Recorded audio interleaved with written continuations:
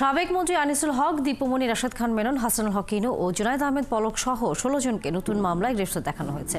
সকালে সিএমএম আদালতে হাজির করে তাদেরকে গ্রেফতার দেখানোর আবেদন করলে তা মঞ্জুর করে আদালত। এর মধ্যে সাবেক আইনমন্ত্রী আনিসুল হককে ৯টি মামলায় গ্রেফতার দেখানো হয়েছে, আর সাবেক সমাজ কল্যাণ মন্ত্রী ডক্টর দীপুমনিকে যাত্রাবাড়ী থানার ২টি মামলায় গ্রেফতার দেখিয়েছে আদালত। এছাড়া যাত্রাবাড়ী থানার ৫টি মামলায় হাসানুল হক ইনু ও রাশেদ খান মেননকে নতুন মামলায় গ্রেফতার করা হয়েছে, আর জুনায়েদ আহমেদ পলককে আরও ৩টি মামলায় গ্রেফতার দেখানো হয়েছে। এর বাইরে কামরুল ইসলাম, সালমান এফ রহমান, হাজি সেলিম, ABM ফজলে করিম চৌধুরী, আবদুল্লাহ আল মামুন, শহীদুল হক, নজরুল ইসলাম মজুমদার, চৌধুরী জাহাঙ্গীর আলম সহ মোট ১৬ জনকে বিভিন্ন মামলায় গ্রেফতার দেখিয়েছে আদালত।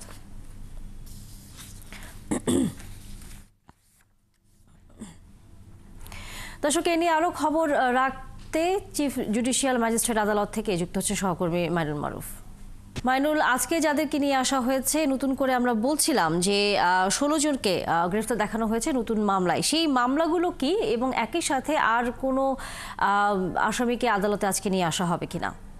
তানিয়া, আজ সকালে কিন্তু মোট ১৫ জনকে, মূলত ১৬ জনের তালিকা ছিল, তবে নজরুল ইসলাম মজুমদারকে পরে আনা হয়নি এবং তাকে আদালতে তোলা হয়নি। কাজেই এখন যে আসামিদের তোলা, এর মধ্যে আমরা বলতে পারি যে ১৫ জনকে আজকে আদালতে তোলা হয়েছিল এবং ১৫ জনকেই কিন্তু নতুন মামলায় গ্রেপ্তার দেখানো হয়েছে এবং একাধিক মামলায় গ্রেপ্তার দেখানো হয়েছে সবাইকে। এবং এর পাশাপাশি রিমান্ডও কিন্তু মঞ্জুর হয়েছে আনিসুল হক, সালমান এফ রহমান, হাসানুল হক ইনু সহ আরও বেশ কয়েকজনের। এবং যাদের রিমান্ড মঞ্জুর হয়েছে, আমি যদি বলি, যাত্রাবাড়ী থানার জিসান হত্যা মামলায় সালমান এফ রহমান, আনিসুল হক, হাসানুল হক ইনু, রাশেদ খান মেনন, চৌধুরী আবদুল্লাহ আল মামুনের ৫ দিনের রিমান্ড মঞ্জুর হয়। এবং যাত্রাবাড়ী থানার মেহেদি হাসান হত্যা মামলায় আনিসুল হক, রাশেদ খান মেনন, হাসানুল হক ইনু, চৌধুরী আবদুল্লাহ আল মামুনকে ৫ দিনের রিমান্ড দেন আদালত। অর্থাৎ বলা যায় যে এর মধ্যে মোট ১০ দিনের রিমান্ড পেয়েছেন আনিসুল হক সহ আরও কয়েকজন এবং ৫ দিনের করে রিমান্ড পেয়েছেন সালমান এফ রহমান।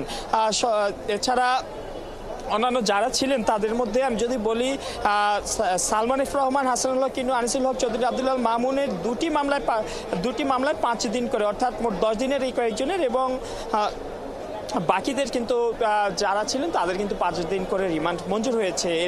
এছাড়া আমরা দেখেছি যে সকালে কিন্তু মোট প্রায় ১৫ জন আসামিকে আনা হয় এবং তাদের সকলকে একাধিক মামলায় গ্রেপ্তার দেখানো হয়। সেই মধ্যে সাবেক সংসদ সদস্য ABM ফজলে করিম রয়েছেন, তারপর আওয়ামী লীগের সাধারণ সম্পাদক এবং সাবেক সমাজকর্মী দীপুমনি রয়েছেন, শেখ হাসিনার শিল্প বিনিয়োগ উপদেষ্টা সালমান এফ রহমান রয়েছেন, যাদের সবাইকে কিন্তু আজকে একাধিক মামলায় গ্রেপ্তার দেখানো হয়েছে। শুধু তারাই নয়, এবং বিভিন্ন ৫ই আগস্টের পর বিভিন্ন থানায় গ্রেপ্তার, বিভিন্ন হত্যা মামলায় গ্রেপ্তার অন্যান্য যে সকল কমিশনার রয়েছেন কয়েকজন, তাদেরকে কিন্তু আজকে আনা হয়েছিল আদালতে এবং সকলেই কিন্তু নতুন নতুন মামলায় গ্রেপ্তার দেখিয়ে কারাগারে প্রেরণ করা হয়েছে। এবং যাদের রিমান্ড হয়েছে তাদেরকে রিমান্ড মঞ্জুর করে তাদেরকে যেই মামলার দায়িত্বে যারা রয়েছেন তাদের হাতে সোপর্দ করা হয়েছে। এবং এখন কিন্তু সবাইকেই কিন্তু আবারও কোর্টের থেকে কিছুক্ষণ আগেই নিয়ে যাওয়া হয়েছে এবং তারা যারা যে রিমান্ডে যাবেন তাদেরকে হয়তো রিমান্ডে এখান থেকে নেওয়া হবে এবং বাকি যারা আছেন তাদেরকে কারাগারে নিয়ে যাওয়া হবে।